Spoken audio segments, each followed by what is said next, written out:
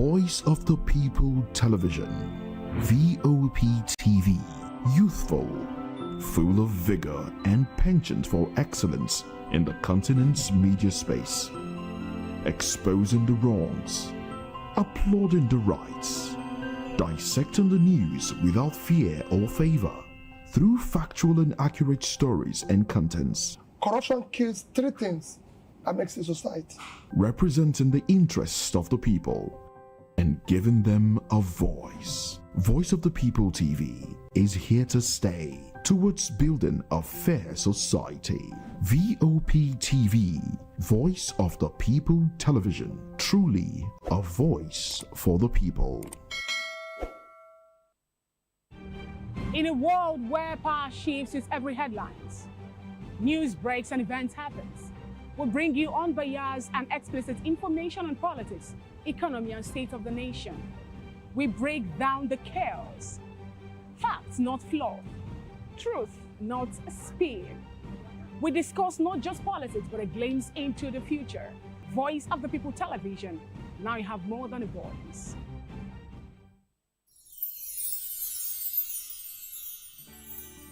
It's the most wonderful time of the year. But for us, the technical...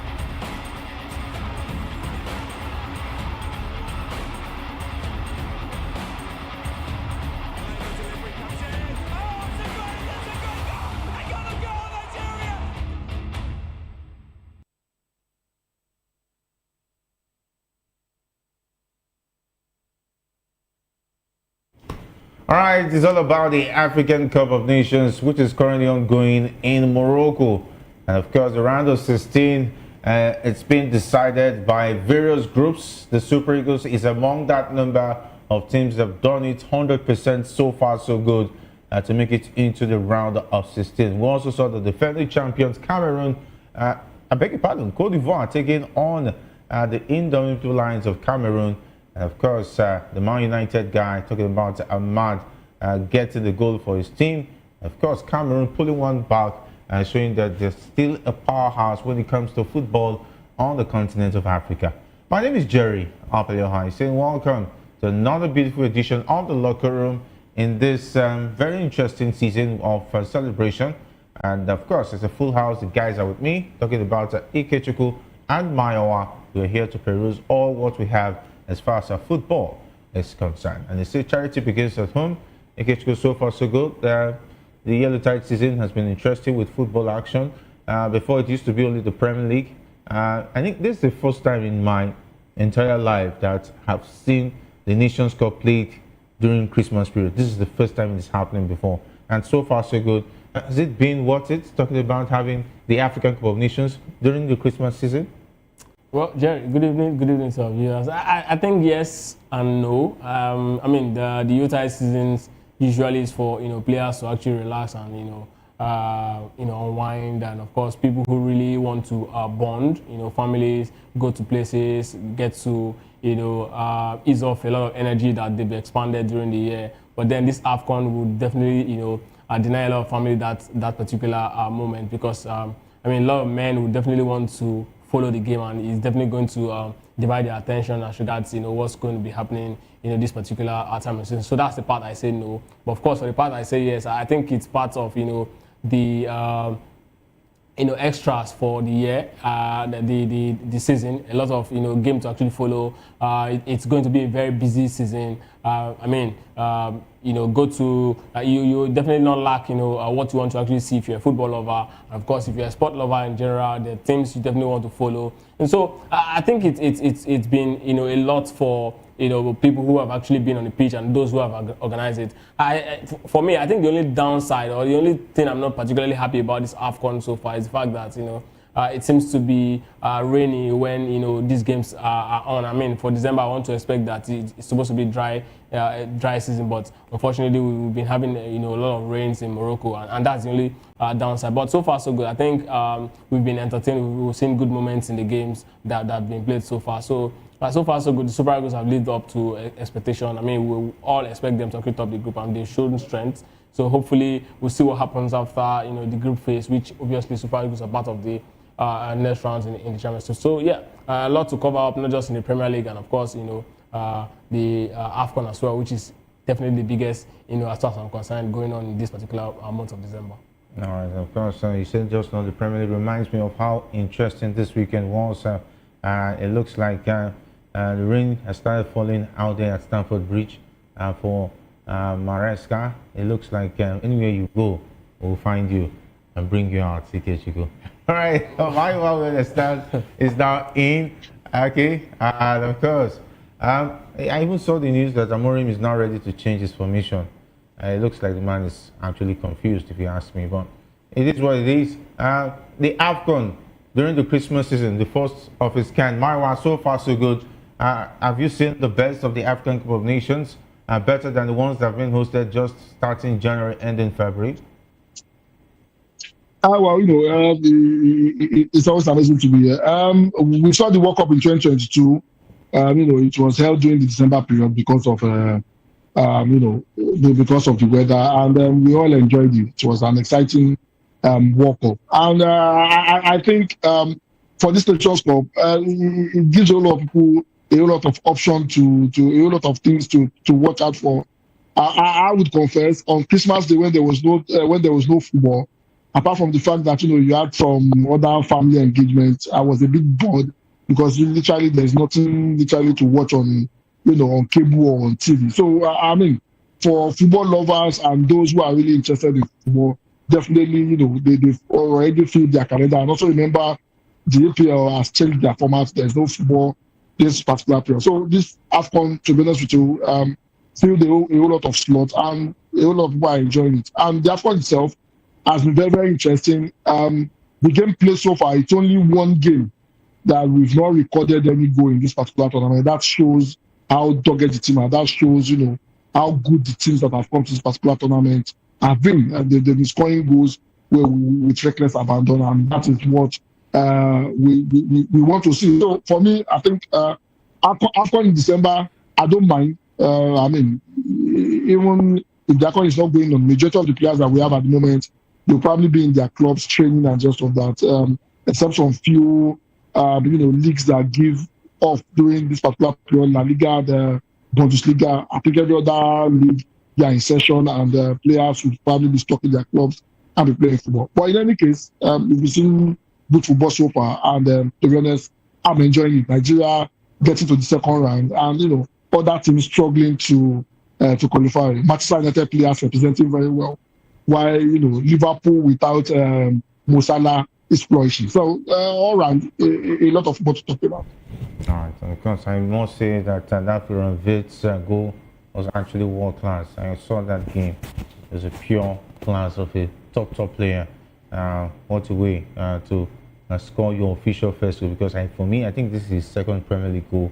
He was denied the other goal due to deflection, but it is what it is. Let's talk about... Darwin Núñez also scored a lot of, top quality. Darwin Núñez is not in the past. He's not playing in the Saudi. No. I'm just saying we've seen this script before. Chelsea needs a striker right now. We've seen this script before. Chelsea is looking for a striker right now. Darwin Núñez is available. Jerry, we've seen this script before. He wants to return to Europe. Yeah. Chelsea don't have a striker. Imagine struggling against Aston Villa. No, come on. Aston Villa is a very top team. I mean, your team, they were leading by as much as 60-65 minutes. Jerry, Aston Villa this season.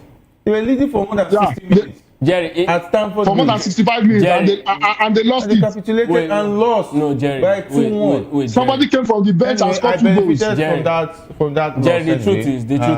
It was a smiling weekend for me. It would be disingenuous to say Aston Villa is not the top team this season.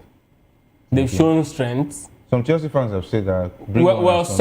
Some, but the truth is the table is a reflection. Aston Villa, yes, if Liverpool can beat Aston Villa, why can't Chelsea? Aston Villa defeats Manchester City and Arsenal. Yes, these are teams that are head and shoulder above Liverpool this season. But even with the PGMO law, Liverpool beat them. That's what any team can lose to any team can lose to anything. But Liverpool beat them. That's what I'm saying. Any team can lose to anything. It doesn't change. I mean, you lost to Crystal Palace. Yeah, Crystal Palace has always been our voodoo. That one is registered. Even no, don't tell me it has always been. A lot of teams that Liverpool. There's a team that is always your boogie team. Chelsea has Brighton. That's true. As your boogie team. That's true. Man United has theirs. No, Jerry. Even Man City has their boogie team. Jerry, whether you call it boogie team or not, the truth is there are teams below you that defeat that team easily. Oh, really? That's the truth. Oh, really? Anyway, I like this lyrics and analysis, but the fact that you lost, you lost Aston Villa, that is the big story. All this one, I'll see after that. But let's talk about the Super Eagles. They won by 3-2. And of course, the big story out of that is the fact that the goalkeeper of the senior national team of Nigeria, Nwabali, was lucky to escape what would have been a serious injury in their 3-2 win over Tunisia at the ongoing African Cup of Nations. Nwabali was lucky to escape what could possibly see him miss the rest of the season, not just the tournament, but the manner with his knee twisted in his attempt to stop Tunisia's first goal. He slipped as he attempted to approach the header that helped Tunisia to reduce the deficit to 1-3, and his feet was stuck in the playing surface, but he wanted to force his movement, leading to an awkward twisting of his left knee. I think Nwabali needs to be very careful, but we must say that it was quite an interesting game, and saw Victor Osimhen getting in on the goals. Ademola Lookman, Wilfred did his first goal in 10 years for the Super Eagles. His first goal for Super Eagles, first national team goal. Wow. And his Kanu One Call celebration said that his father is a big fan of Kanu, and he had to do that to at least make his father happy, feel the vibe, and so on and so forth. It was an interesting game, but the 2 goals considered took away the gloss out of that game. But let's start off with the performance of the Eagles in that game against Tunisia. Did you see that coming? I think it was a decent performance. Eric Chell had his his plan cut out, well cut out. He looked at Tunisia. He understands that the strength of Tunisia was very much in the middle of the park, and he just did one thing. Hannibal Madbury, he just gave Ndidi one single assignment, ensure that this guy doesn't have a free flow of the game, ensure that this guy all through 90 minutes you are breathing down his neck, and it was difficult for him. It reminds me of the Fabregas and Mascherano of Liverpool and Arsenal back in the days, where Fabregas at some point he even needs to come out to complain that he's so scared anytime he wants to play against Liverpool because he feels Mascherano's breath right behind him every single time. That's exactly what Ndidi was doing. A thorough police job. Best described as Italian job. Now, Frank Onyeka was busy breaking the lines, and Alex Iwobi was excellent. I've never seen him in Super Eagles jersey that awesome, in a long time. And he played just like you usually see him play at Fulham. But then, the game was on. The Super Eagles was, Bryce Osai-Samuel also stepped up. Bruno Emechi, awesome, But then, Eric Chell decided to actually do what he knows how to do best, make you happy, and when you're actually basically floating, he just pulled the rug on, and then something unthinkable start happening, and that's exactly what we saw in that particular game. But then the Super Eagles have shown that if they want to actually give the right result, they know exactly what to do. If they are actually in their element, definitely they'll get the 3 points. Ademola Lookman, awesome. Osimhen was also wasteful, I must say that. Was very wasteful, but then he was so lucky to actually get 1 goal in that particular game. But the Super Eagles, all in all, that game we should have had maybe 5 or 6 goals in that particular game. But the 3 goals scored earlier was actually quite enough for us to actually see the result through the line. I just hope that the Botswana game we get to see other players being tested. And for Stanley Nwabali, I think he should really watch his temperament. I don't know why he continued to actually do that. At this point, you don't need all of this. You're the Super Eagles #1. You understand how valuable you are. Some Madiko Okoye, who is supposed to, deputize for him. At this point where the nation will be like, okay, I think we have a lot of confidence in whoever it is that is stepping up the rank. It's actually not there, and then you're actually acting the way I don't remember the last time any Super Eagles goalkeeper going to a major tournament like this, and then you be so afraid of him picking up a yellow card in almost every game. And this has been a recurring decimal, and it's so unfortunate that we actually saw that happen again against Tunisia. I think in the case of Nwabali, I think he's getting over his head. I saw that interview where he said that the Super Eagles, every team is meant to concede. The Super Eagles is meant to concede goals coming from a goalkeeper. That means Mayowa, we should expect him to concede in all the games the Super Eagles play at the AFCON. He has conceded 3 goals in 2 matches. That means in the game against Uganda, Nwabali is ready to concede again. What kind of mentality is that? Is it out of frustration, or the fact that he believes that there's nothing he can do to get a clean sheet? Well, I think he's battling with a whole lot. There's this confidence issue, and he's been getting a whole lot of stick. And his performance sometimes leave little or nothing to desire. In that particular game, he was also very lucky not to pick up a red card. To be honest with you, the way he launches into tackles, he doesn't play the game with a with cool-headed, and that's a risk for Nigeria. In that particular game, the 2 goals he considered in that particular game, I think I won't blame him. The first goal, his leg was stuck, and we all know that it was a rainy pitch, and that will happen to anybody. The second goal, I'm calling out VAR. That was never a penalty. The ball hit Osai somewhere in the head first before hitting his hand. There is no way that will ever be a penalty. I don't know what the ref was thinking about before he decided to point, to the penalty spot. But those 2 goals, I would not want to blame Nwabali. Yes, he needs to calm his head down. He needs to, watch how he behaves. He needs to watch his temperament. The way he plays, you're always skeptical. You're always afraid if he's not going to pick a yellow card or even to calm it down. For the game overall, I think the boys, really did well. And Excel did something very correctly. After the first game, we said something about, what's the name? We don't want that character. We want people that can actually play football. And Bruno Yemati came in, did a very decent job. Osai Samuel, that had a very terrible game in the first game, stepped up and did his job. And I tell you something also very, very important. Decided to put Chukwueze on the bench and bring a Frank Onyeka in. Frank Onyeka that he brought in unlocked an Iwobi. We saw the best of Iwobi in that particular game. And the reason for that is Iwobi was not restricted. In the game against Tanzania, he was restricted. He was playing from the deep line of the midfield, and that hindered his creativity. But against Tunisia, there is a Frank Onyeka who is solidly behind him, and that unlocked Iwobi. That gave him the opportunity to be able to roam around and break free. Ndidi was policing Medri very well, while Frank Onyeka was breaking up play and also joining the attack.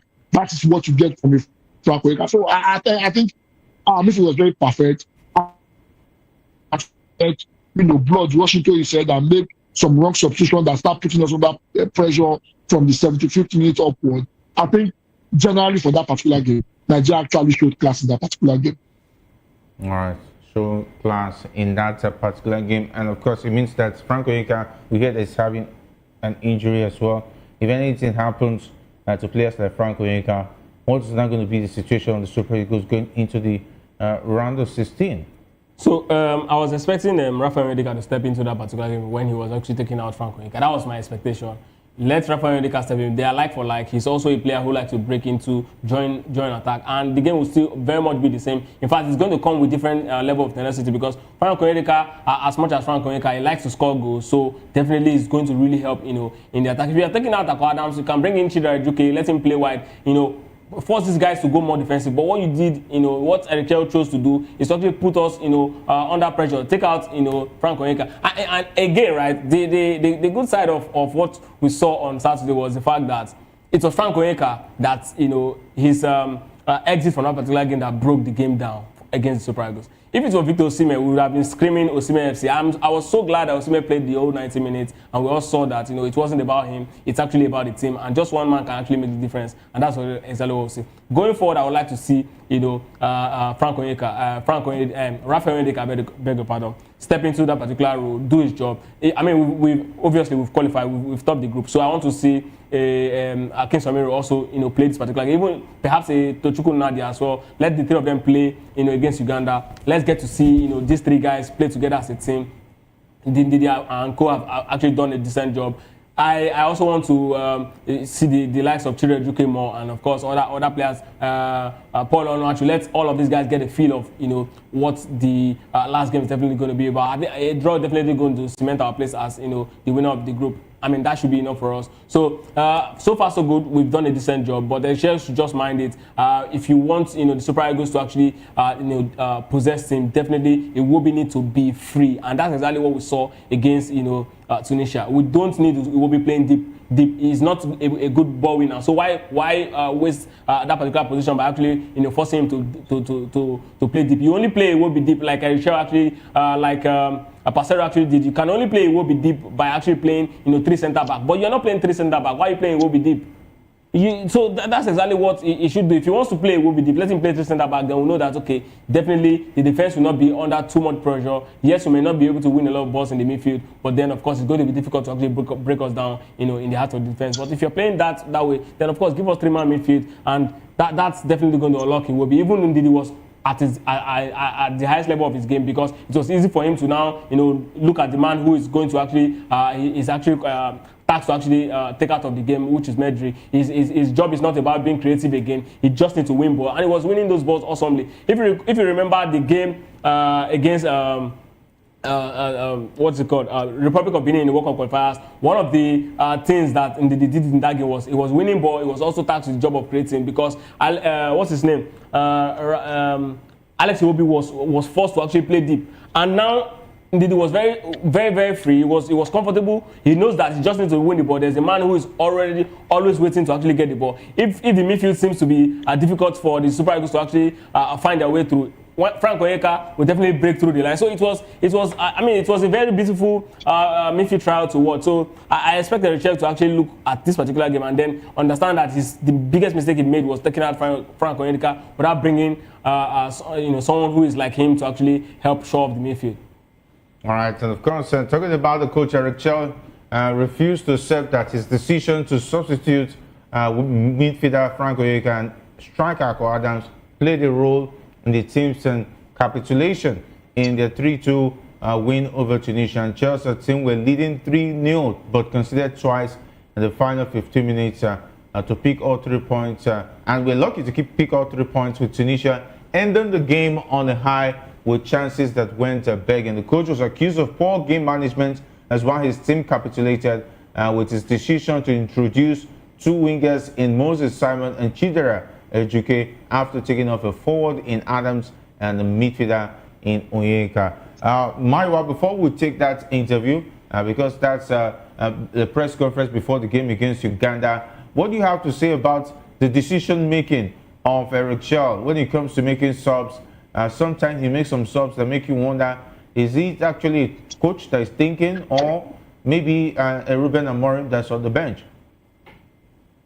Wow, how did Ruben Amorim get here? But in any case, the thing is this: you cannot compare a church to Ruben Amorim if you have to go there, but don't let us go there. The thing is this: I think this is not the first time he's making that mistake. Remember the game against, the reason why we are not at the World Cup is because he refused to manage the game against Zimbabwe.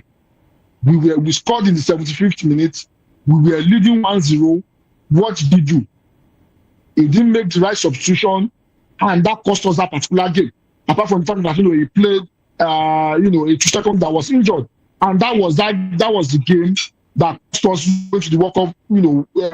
Topping that particular group and going to the World Cup. This is not the first time he's making the mistake of managing games. And he not accept. Yes, I understand him. I don't want to accept and the rest of that. But everybody could see Ejuke was practically, for a lack of better word, was practically surplus to requirements in that particular game. A lot of people were even criticizing Ejuke because he was just running, and after the game he was falling down, he was breathing heavily, and everybody was wondering why is this guy playing? The job of a coach, one of the key job of a coach, is to manage your team, to manage your team, to ensure that they don't drop, their performance will not drop. The substitution he made was very wrong, and I hope he will not go into the next game strong-headed. I hope he corrects this mistake. We have already qualified in the crucial stage, in the quarterfinals and the rest of that. He should not make this mistake. It worked out against Tunisia, does not mean it's going to work out against a much more tougher team. The last 5 minutes of that particular game, I nearly had BP, and that's just the honest truth, because we are under a lot of pressure. And the reason was he took out a Frank Onyeka who had gave us, some kind of stronghold in the midfield, and there was no stronghold again. There was no balance in the midfield, and the pressure was too much. So I think going forward, obviously we don't want to admit it. It's very clear for everybody to see how we don't make that kind of mistake again. All right, let's hope that he won't make those kind of mistakes again, because they're going to be crucial stages in the competition where Eric Chell will be called upon to make the big decisions when players who are important in the game picks up injuries, like what happened with Frank Onyeka. Immediately he left the pitch, and the decision to bring Moses Simon and Chidera Juke looked like the midfield was left helpless, and the Tunisians took advantage of that. Jerry, you also recall that after our game against Zimbabwe, where Trosekong was heavily criticized, I think our next game was against Rwanda, and Eric actually played. I think it was South Africa. We played 1-1. I remember he messed up the formation, changed everything. No, our next game after Zimbabwe was Rwanda. Okay, yes, Rwanda. He played the young Benjamin Fred. No, was it Rwanda? Yeah, it was Rwanda. No, it was Rwanda. Okay. It was Rwanda. He played Benjamin Frederick, and we're like, okay, this is the backline we want to see. And then we went straight against South Africa. We saw something else. Yeah, he changed everything, brought in Trosekong, who scored the own goal, and so on. You also recall, after that, we played against Gabon. It was the young Benjamin Frederick against Kevin Bassey. We were hoping that was the same line that he's going to play against DR Congo. And what did we see? Change everything again. So, I mean, this is not a case of, Nigerians just saying Eric Chell is fond of this particular mistake. I think there's something about him, He's this man who... He has a bad character and he needs to change. Is this man who is not very... I don't think he's comfortable with success.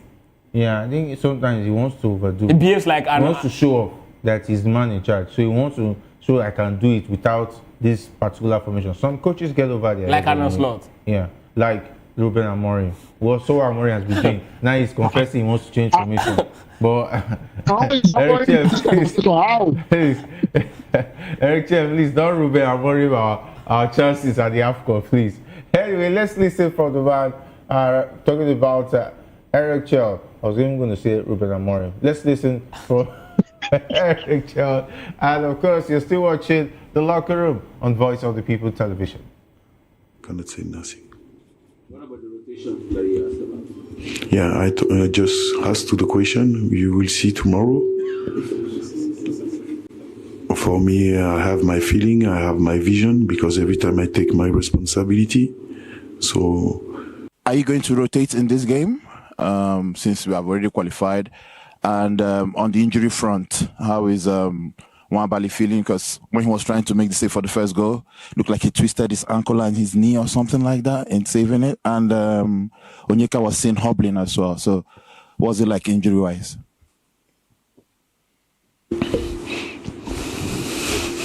You saw well. Yeah, he has a little pain on his knee. Frank on his ankle, so we will manage for the team. I have to think about the team.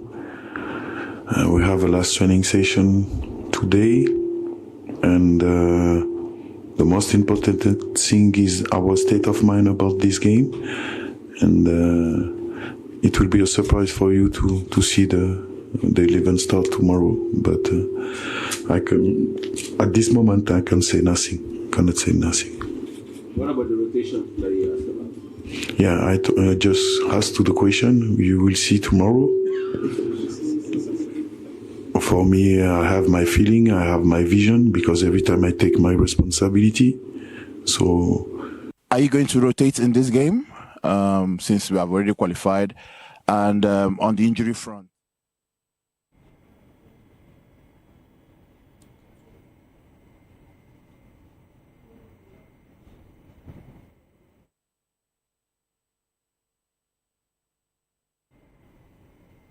All right, talking about responsibility, he has to make big decisions, because that's his biggest responsibility of making sure that the team wins games. And coincidentally, when I looked at that group correctly, Uganda and Tanzania will be co-hosting the next AFCON.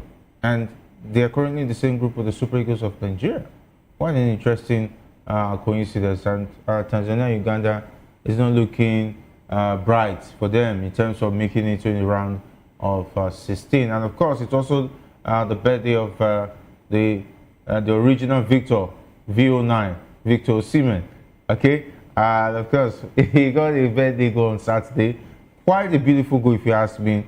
The way that guy jumps, it reminds me of Cristiano Ronaldo on the pitch when he jumps to head the ball. And of course, the Super Eagles have more headed goals than any other team at the AFCON.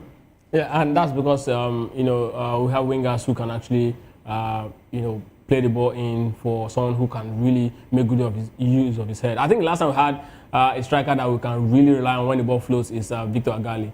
He's quite awesome with his head. And there seems to be something with Super Eagles and Victor as their striker. But then, I mean, Victor Osimhen, his quality cannot be overemphasized. Bruno Yemechi was also busy whipping in those crosses. Ademola Lookman was also there doing his thing. So, I mean, it was an amazing night for the Super Eagles. I mean, the 3 points was well deserved. You talk about Uganda and Tanzania. I mean, we all know that when it comes to football in Africa, the East African nations are actually not, right up there when it comes to football. Yeah, they are very well good when it comes to tourists and other stuff like that. But when it comes to football, they are way behind. So it's just one of those things we have to deal with in Africa. Yes, they are developing. I mean, back in the days, if you're playing against the Tanzania or Uganda side, you'll be expecting 4-0, 5-0. But now it seems like they're also stepping into the ranks, and you want to also respect them when you step onto the field. You have to do your work if you want to get the entire 3 points off them. All right. So I was just talking about the regional victor, and of course the fact the team is scoring goals from set pieces, from headers. That was what we were missing in the Super Eagles. Set pieces, not being able to take advantage on the air.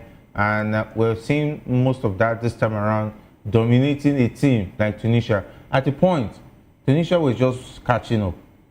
You could notice... No, they don't have the quality we have. And Tunisia League at this point, Jerry, and to be honest with you, Tunisia League at this point is not... I don't think it's top 3 when it comes to even the North Africa. Of course, we know the North Africans have a very good league, but in terms of quality, they're not even there top 3. So it says a lot about the quality of players they have. I mean, looking at the Tunisian side, you see that a Manchester United rejects Medri is actually their biggest export. So it says a lot about the quality. No, United rejects is not the biggest export. I mean, back in the days, we saw the Tunisian side in 2004, the like of Trabelsi, Dos Santos. Trabelsi is currently their coach. Not this particular one, but yeah, the dark one, the one that is that's actually I think it's a fullback, right fullback. Yeah. Actually very awesome player. Talent, yes, and of course, what's his name? Dos Santos, the Brazilian who actually naturalized to play for Tunisia. So they have a lot of players. You look back and say, okay, these guys are actually very good. But today they don't have that quality. And that was the era of Esperance of Tunisia when they were top team in African CAF Champions League. They don't have that quality.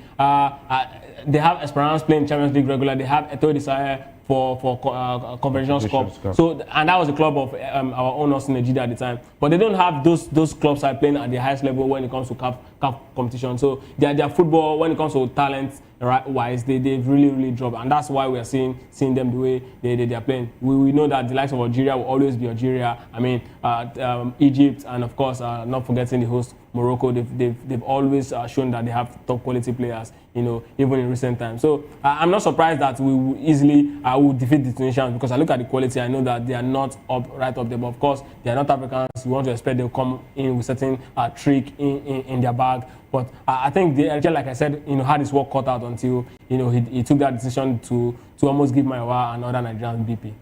All right, of course, Maiwa, you heard from the coach. He talked about rotation. That don't be surprised if you see those players. Do you think it will be better safe to leave the injured players out, because you have options? Francis Uzor is there, and Masu Basoje, who I'm not really confident in, is also there. There's a lot of players in the midfield. The likes of Akin Tamiro should be given a look in. Chukun Nadi should be given a look in, unless he brought them for tourist attraction.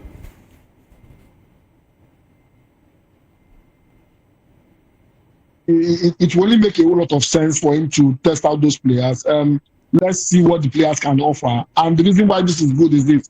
If you test them out now, you know exactly what you will get in case, something happens in our crucial game. I mean, in the interview, there was talks about Frank Onyeka, hobbling off the field. There's talks about Nwabali. We don't know if he will be fully fit in the next game because of the way he twists his ankle. So definitely, you want not in those crucial games that you test them out. So, I mean, obviously doesn't to admit, but a sensible thing to do is to rest your and you play the ones on the bench. Let's test them out. Let's see exactly what they can do. Even a Paul Onatu, maybe he's going to be able to get a goal, because since Osimhen has been able to score a goal now, I don't think Paul Onatu will have any opportunity to be able to play. So Osimhen delivered in the last game. So this is an opportunity for Paul Onachu to be able to, show Nigerians what he can do and also show the coach what he can do. So it's only sensible for the coach to rotate the team and allow the next 11 play, and let's see what they can offer Nigerians. All right, and of course, Sir Desas too is also available. A lot of options as far as the attack is concerned. Igor Ogbu, Chidozie Awazie, Francis Uzor, and of course, Ryan Alebiosu. Those are players who can actually do something. Bashiru is also on the bench as well. Okay, let's talk about last 9 games where reigning African champions Ivory Coast and fellow heavyweights Cameroon played out a 1-1 draw in the Group F clash at the Marrakech Stadium on Sunday night. Respective goals from Ahmad Diallo and Junior Chamedio.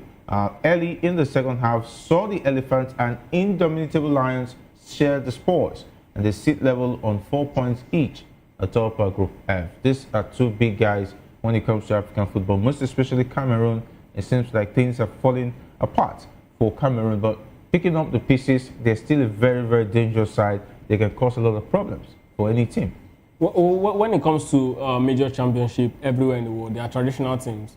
There are teams that the tournament would definitely always revolve around, except on 1 or 2 occasions where you get the dark horse come from nowhere to actually pick the title. But always, that's always been so. You get the traditional team, and Cameroon will always be there when it comes to teams that will be picking up the.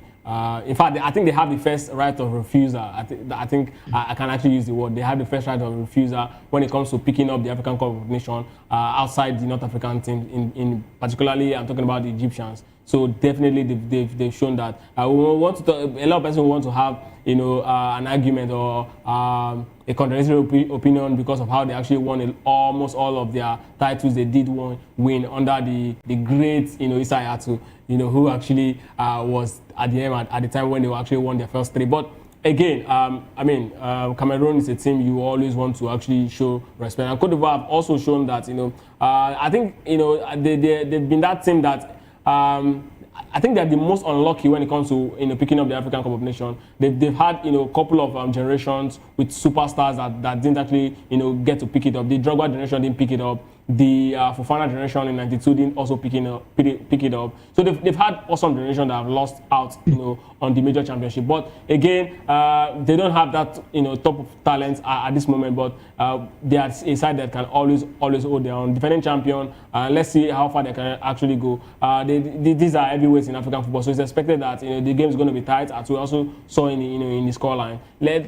I know both of them will definitely find their way through the knockout phase, and they will get to see where they go from there. But of course, these are teams you always want to put your money on when it comes to African Cup of Nations. All right, and of course, on the stands, we also saw the likes of Kylian Mbappe, Chouameni, and Yuskunde. Imagine these guys on that pitch, in that game between Ivory Coast and Cameroon. These guys are big stars. And of course, Africa missing out on very, very incredible talents in such players. They were on pitch side watching that game as the Elephants took on the Indomitable Lions. Maiwa. I mean, remember the controversy that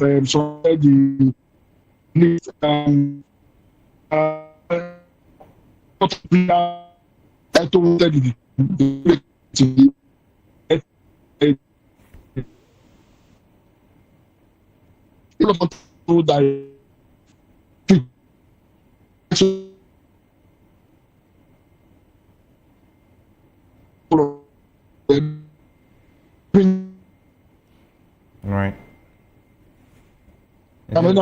Okay.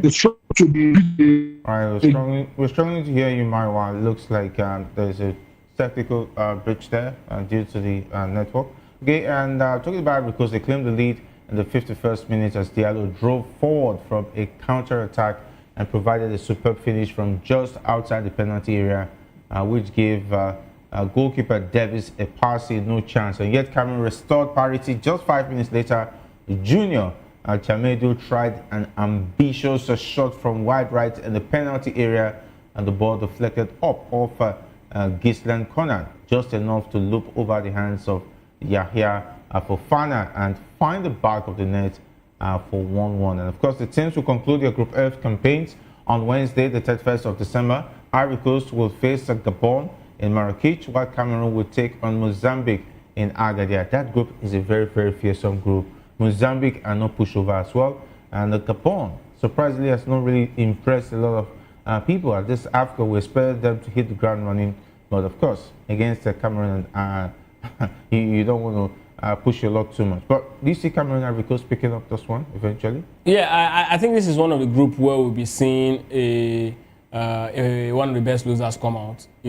It's very possible Mozambique might just pick that slot for the best loser position. If they manage to actually hold Cameroon to a draw, and definitely I see them picking one of the best loser tickets. It's also very beautiful to see the likes of Kylian Mbappe and co coming to the AFCON to actually see. Definitely we're going to see more of this later. Of course, you recall that in the Algeria game, the Zidane family were out there rooting for their son. We will definitely get to see a lot of players of African descent come trooping when it comes to AFCON to watch this game, because they will definitely want to be proud of where they're from. This is just the start of it. It starts like this, just 1-2 occasions, but then very much later you get to see a lot of players coming to even ex-international coming to watch games of their country of origin before they actually either they are born there or choose to play for that particular the country they're playing for. But it's also going to actually bring a lot of eyeballs to the AFCON. Also going to also translate to the marketing rights and all of that, so viewership. So a lot of money is going to definitely be coming to AFCON. That's one of the side attraction of this particular thing that we're actually seeing. But it was actually a very beautiful one. I'm actually looking at Mozambique side. I'm wondering, a lot of people were actually expecting Gabon to be that side who actually expected to give Cameroon and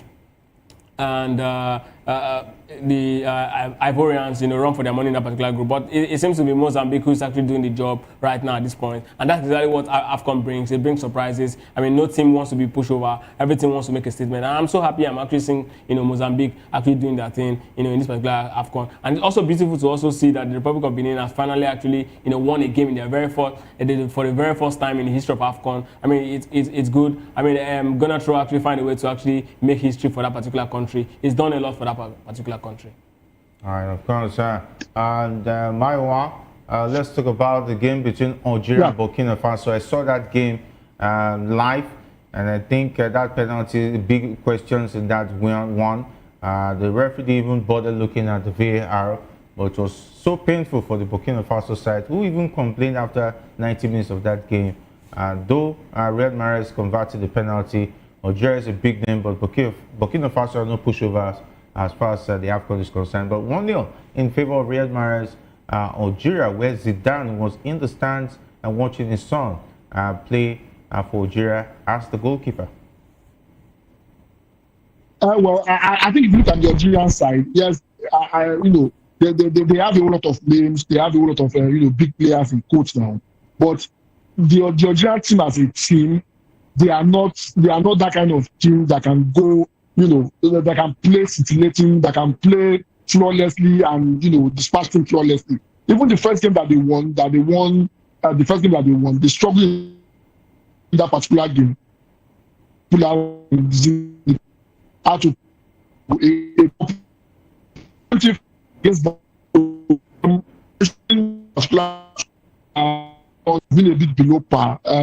The penalty against Nigeria, I don't understand that was given to Algeria. It was so soft, and the referee refused to go to the VAR. Some calls in this particular Nations Cup has been so poor, and I hope this will not reflect on African referees going to the next year World Cup.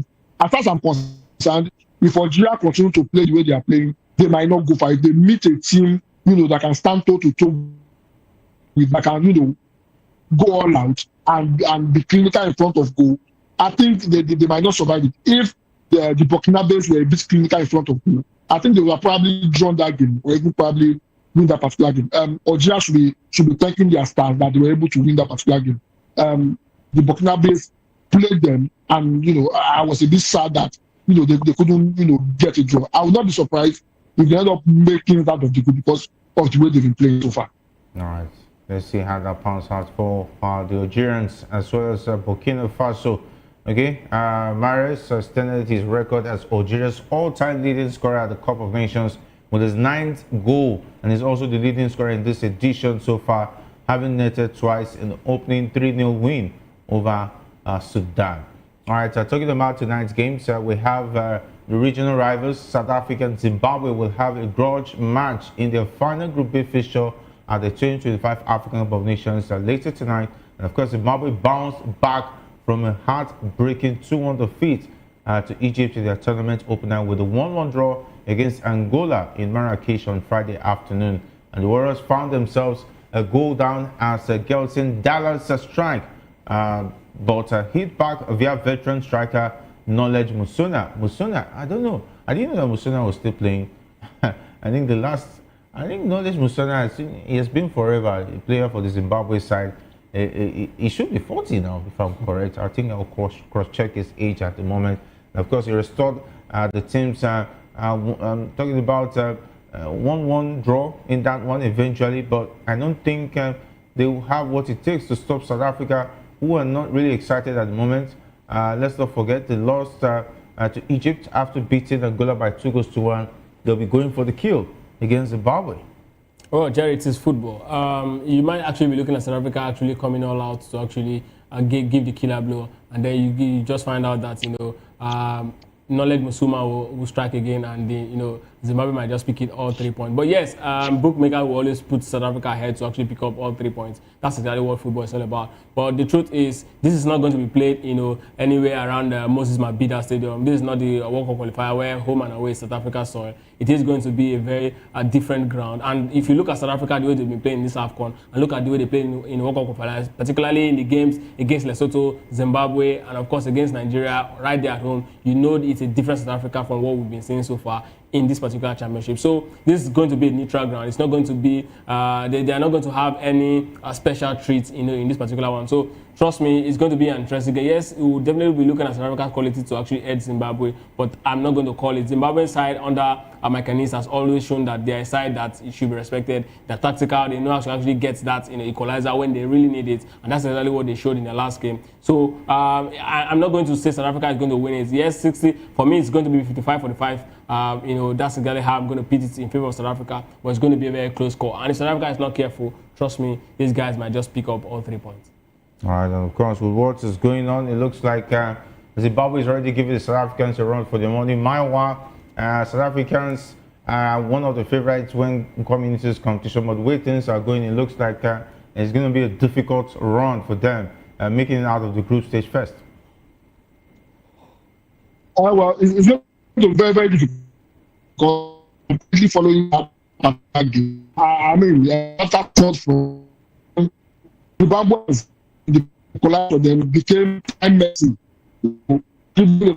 That's what the ball and that they are pregnant back and Africa have been reaching a lot and defending very deep.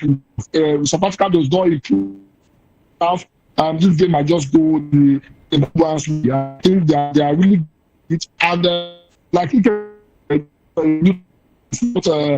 not fire that was played in South Africa.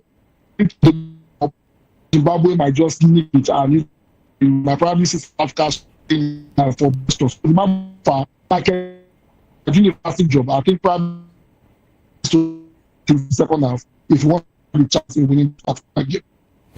All right, and of course, halftime already in that one. Zimbabwe pulling one back, and it's 1-1 between South Africa and Zimbabwe. That means South Africa will have to do more than extra to win this one. If it ends in a draw, it's going to be a very difficult one for South Africa.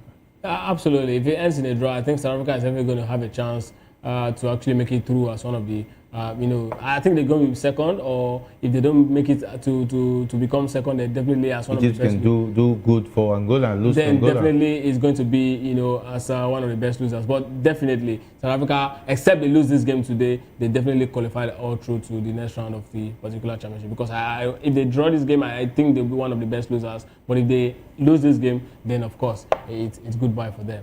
All right, of course, it's going to be a difficult one to look forward in the next 45 minutes of that game between Zimbabwe and South Africa. These guys are rivals. They understand each other very well. It's going to be a very killing contested affair in the next 45 minutes of that game. But let's talk about Egypt, who are looking good already, but they're playing goalless as far as the first 45 minutes of that game is concerned. Time really fast spent. We just have to go. I would have loved to talk about how Amorim is planning to make changes to this formation. The formation is no longer working. They are not teaching him his job, and he's going to be earning salary. I think the management will have to take consultancy fee from him, because how would they be paying so much and they'll be telling you the formation to use and you are a coach? I think that's pretty sad. But the table is looking interesting already. Florian Wirtz getting the goal eventually. Quite a good, a world-class goal if you want to look at it. And that one, Liverpool on top of Chelsea. What a weekend it has been, and it will continue on to this. Tomorrow, when we'll come back on Locker Room, they look at the fixtures up for talking about the yellow tide season. My wife, it's been awesome having you.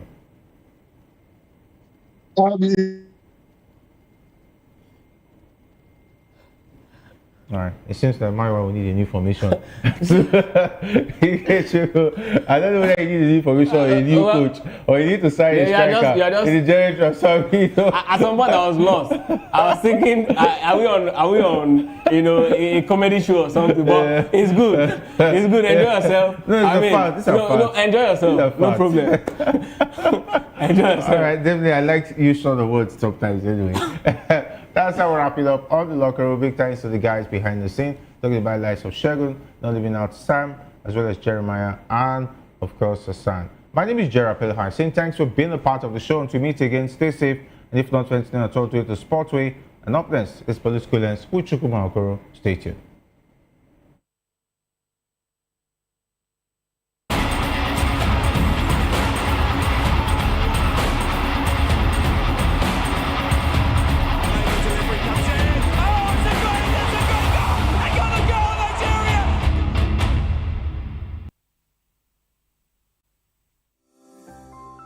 VOP TV.